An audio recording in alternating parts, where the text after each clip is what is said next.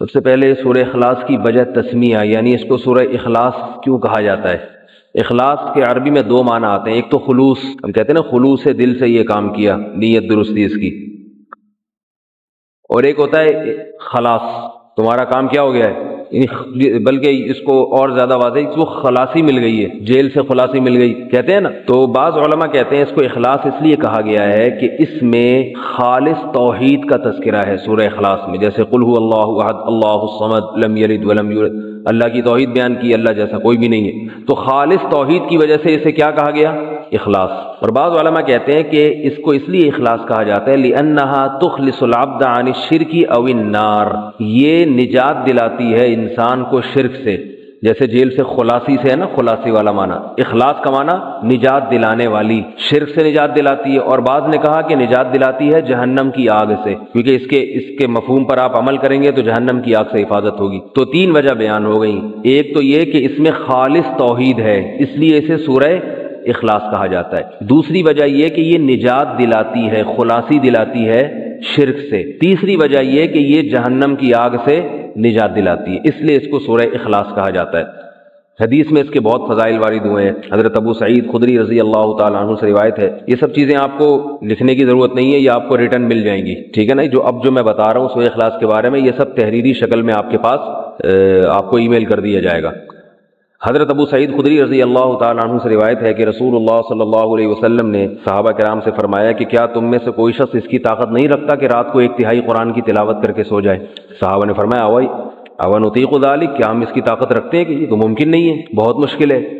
تو آپ نے فرمایا کیا تم سورہ اخلاص نہیں پڑھ کے سو سکتے؟ اس لیے کہ فإنها تعدل ثلث القرآن، یہ ایک تہائی قرآن کے برابر ہے۔ ایک اور حدیث میں حضرت ابو ہریرہ رضی اللہ تعالی عنہ سے مروی ہے کہ ایک مرتبہ رسول اللہ صلی اللہ علیہ وسلم نے صحابہ کرام سے فرمایا تم سب جمع ہو جاؤ، میں ایک تہائی قرآن کی تم پہ تلاوت کروں گا۔ صحابہ کرام جمع ہو گئے بہت سارے، نبی صلی اللہ علیہ وسلم تشریف لائے اور قل هو اللہ احد پڑھ کے چلے گئے۔ ایک صحابی نے عرض کیا، آپس میں بات چیت کی کہ بھائی اللہ کے نبی نے تو ہم سے کیا فرمایا تھا؟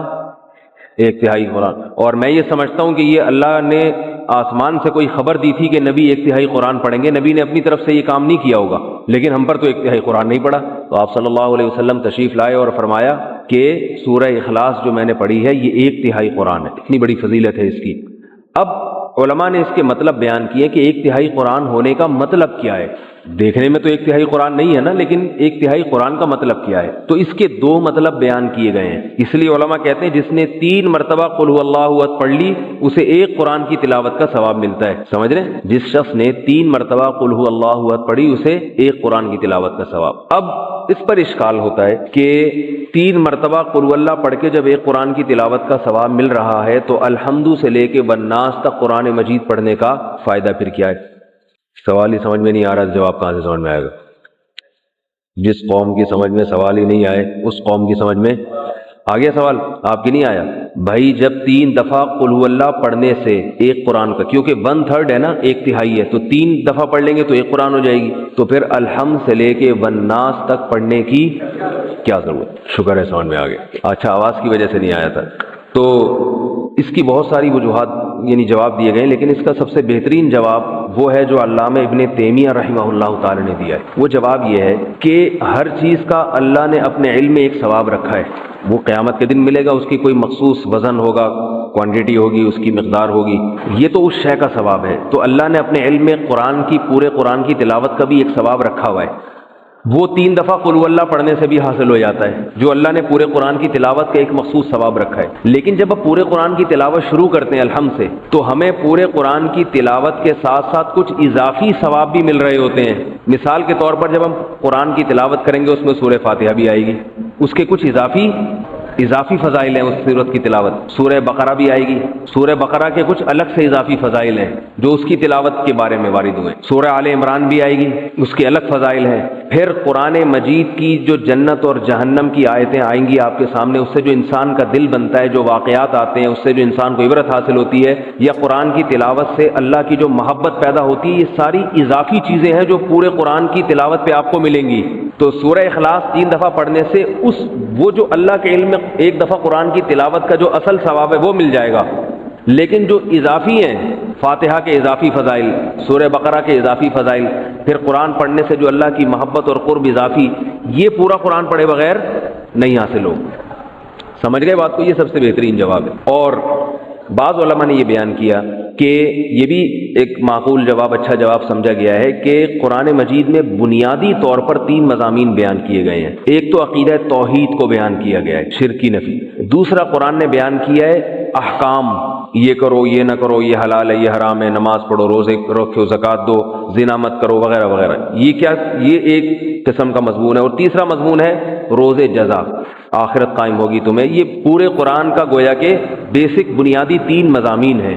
تو سورہ فاتحہ میں توحید خالص کو بیان کیا گیا، تو قرآن کے 1/3 ٹاپک کو، 1/3 مضمون کو سورہ اخلاص کور کر دیتی ہے۔ اس لیے اس کو یعنی مضمون کے لحاظ سے، قرآن کے مضامین کے لحاظ سے 1/3 قرآن کہا گیا ہے۔ سمجھ رہے ہیں بات کو کہ نہیں سمجھ رہے؟ ایک چیز ایک لحاظ سے کچھ ہوتی ہے، دوسرے لحاظ سے نہیں ہوتی۔ جیسے میں نے بتایا تھا آپ کو کہ حدیث میں آتا ہے کہ سورہ فاتحہ جیسی کوئی صورت نازل نہیں ہوئی، لیکن حدیث میں آتا ہے سورہ فلق اور سورہ ناس جیسی کوئی صورت نازل نہیں ہوئی۔ تو حدیثی میں اس کا دوسری حدیث میں جواب موجود ہے، سورہ فلق سورہ ناس افضل ما يتعوذ به المتعوذون، پناہ مانگنے والوں کے لیے، پناہ مانگنے، مختلف قسم کے شر سے پناہ مانگنے والوں کے لیے ایسی صورت نازل نہیں ہوئی۔ تو رقیہ کے لحاظ سے سب سے افضل سورہ فلق اور سورہ ناس ہے۔ تو ایک چیز ایک لحاظ سے افضل ہوتی ہے، دوسرے لحاظ سے افضل نہیں ہوتی وہ۔ تو اس لحاظ سے ایک سورہ اخلاص کو کیا کہا گیا؟ سب سے بہترین سورت۔ تو حدیث میں آتا ہے رسول اللہ صلی اللہ علیہ وسلم کے دور میں صحابہ کرام ایک دفعہ سفر پہ گئے، تو ایک شخص امامت کیا کرتے تھے ان میں، وہ ہر رکعت میں قل اللہ احد ہی پڑھتے تھے۔ ہر رکعت میں کیا پڑھ رہے ہیں؟ صحابہ کو سوال پیدا ہوئی ہے، بھئی یہ کوئی اور سورت پڑھتے ہی نہیں۔ صحابہ نے نبی صلی اللہ علیہ وسلم سے تذکرہ کیا، آپ نے ان صحابی کو بلایا، تم کیوں پڑھ رہے ہو؟ انہوں نے فرمایا کہ مجھے اس سورت سے محبت ہے، مجھے اس سورت سے محبت ہے۔ حدیث آپ صلی اللہ علیہ وسلم نے فرمایا جس کا مفہوم ہے جنت کی بشارت دی آپ صلی اللہ علیہ وسلم نے کہ تمہیں اس سورت سے محبت ہے، تو اس پر آپ صلی اللہ علیہ وسلم نے ان کو جنت کی بشارت دی، کیونکہ اس سورت سے محبت ہونا کس کی علامت ہے؟ کہ اللہ کی توحید سے محبت، اور یہ اللہ سے سچی محبت کی علامت۔ تو اس لیے اگر کوئی ہر رکعت میں سورہ اخلاص پڑھتا ہے تو بھی ٹھیک ہے۔ البتہ نبی صلی اللہ علیہ وسلم کی جو عام سنت ہے وہ یہ کہ رکعتوں میں آپ الگ الگ صورتیں پڑھا کرتے تھے۔ اس لیے علماء کہتے ہیں کبھی جوش میں انسان نوافل میں ساری رکعتوں میں قل اللہ پڑھ لے، جوش محبت میں ٹھیک ہے، لیکن عام معمول اسی کا بنانا چاہیے جو نبی صلی اللہ علیہ وسلم کا اپنا معمول تھا۔ وہ کیا تھا کہ مختلف صورتوں میں مختلف رکعتوں میں مختلف صورتیں آپ صلی اللہ علیہ وسلم پڑھا کرتے تھے۔ حدیث میں رسول اللہ صلی اللہ علیہ وسلم رات کو سونے سے پہلے سورہ فلق اور سورہ ناس کے ساتھ قل هو اللہ احد کی تلاوت بھی کیا کرتے تھے، یہ بھی حدیث میں اس کی فضیلت آئی ہے۔ ایک حدیث میں آتا ہے رسول اللہ صلی اللہ علیہ وسلم نے فرمایا، حضرت ابو ہریرہ رضی اللہ تعالی عنہ سے مروی ہے کہ نبی صلی اللہ علیہ وسلم نے فرمایا کہ اللہ تعالیٰ ارشاد فرماتے ہیں، جب نبی یوں کہتے ہیں کہ اللہ نے ارشاد فرمایا، تو ایسی حدیث کو حدیث قدسی کہا جاتا ہے کہ اللہ تعالیٰ فرماتے ہیں کہ کذبنی عبدی ولم یکن لہ ذلک، میرے بندوں نے مجھے جھٹلایا حالانکہ میرے بندوں کے لائق یہ نہیں تھا کہ مجھے جھٹلاتے۔ وشتمنی عبدی، میرے بندوں نے مجھے گالی دی ہے، ولم یکن لہ ذلک، حالانکہ ان کے لائق نہیں تھا کہ اپنے معبود کو گالی دیں۔ کیسے؟ پھر اللہ کے نبی فرماتے ہیں کہ اللہ تعالیٰ نے فرمایا کہ میرے بندوں نے کہا لن یعیدنی، میرے بندے نے کہا لن یعیدنی ابدا، اللہ مجھے دوبارہ زندہ نہیں کرے گا، کما بدانی، جیسے پہلی مرتبہ پیدا کیا تھا۔ تو یہ مجھے جھٹلایا، حالانکہ جس نے پہلی مرتبہ پیدا کیا ہو اس کے لیے دوبارہ بنانا تو اور آسان ہوتا ہے۔ یہ اللہ کے الفاظ بتا رہا ہوں، نبی نے جو فرمائے۔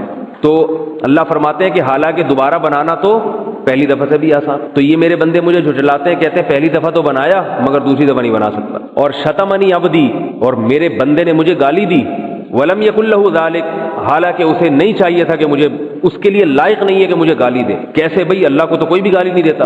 تو نبی نے فرمایا کہ اللہ تعالیٰ فرماتے ہیں کہ بندہ کہتا ہے اتخذ اللہ ولدا، اللہ نے اپنے لیے کسی کو بیٹا بنا لیا ہے، جیسے عیسائی کہتے ہیں اللہ نے حضرت عیسیٰ کو بیٹا بنا لیا، تو اللہ کیا کہتے ہیں؟ یہ مجھے میرے بندے نے گالی دی ہے۔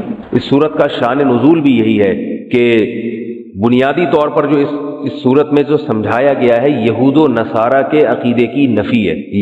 عیسائی کہتے ہیں کہ حضرت عیسیٰ ابن مریم اللہ کے بیٹے ہیں، وہ بڑی لمبی چوڑی بات گھماتے ہیں، کیونکہ حضرت مریم کے اولاد شوہر نہیں تھے، اور تمام پیغمبر جتنے بھی آئے ہیں ان سے پہلے گناہ ہوئے ہیں، تو اللہ نے کہا ایسا پیغمبر بھیجوں گا جس سے گناہ نہ ہو سکتا ہو، تو اللہ ہی نے اپنے کلمے کی شکل میں، اللہ ہی اپنے دوسرے جلوے میں آ گیا۔